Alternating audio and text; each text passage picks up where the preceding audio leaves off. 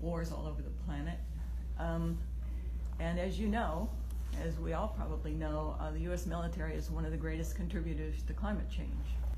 And I was glad to hear you mention climate change. However, you mentioned it in passing.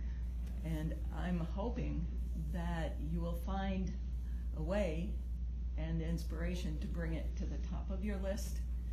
Because as you know, the International Panel on Climate Change says we have less than 12 years to turn this around.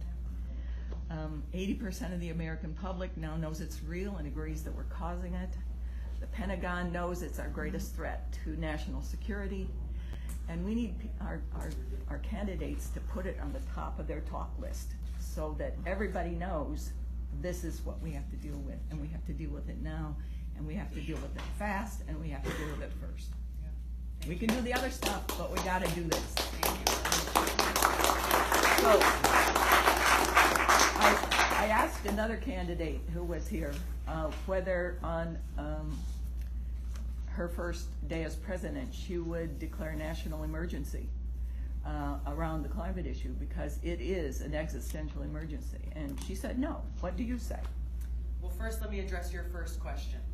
There's a reason, I don't disagree with you about the urgency of this threat that we're facing from climate change.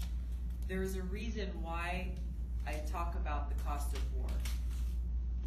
Because unless we address where the trillions of dollars that are coming out of our pockets are currently going, we won't have the resources to make the kind of bold, aggressive investments in renewable energy, in a green, renewable economy that we need to make. Investments in our infrastructure, investments in our energy infrastructure, addressing how great our agriculture system currently contributes to this climate change crisis that we're facing. We also cannot address the fact that as long as we continue to have this mentality, especially as we see with this administration, in how they're relating to other countries, it's a zero-sum mentality, saying in order for the United States to win, then these other countries must lose.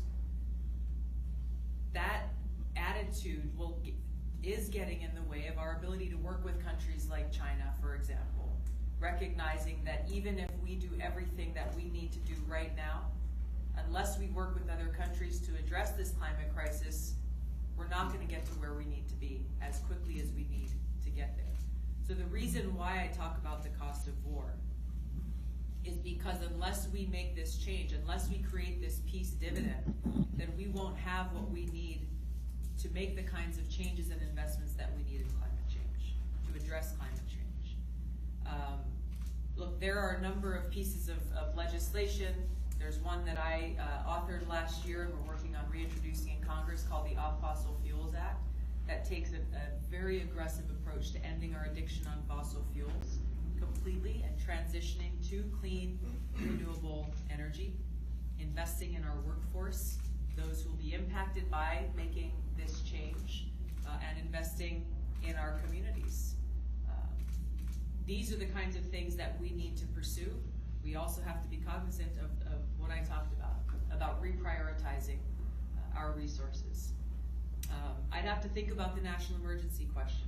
I think it's really important for our country's sake that Congress come together and recognize this crisis for what it is and prioritize our resources towards addressing that.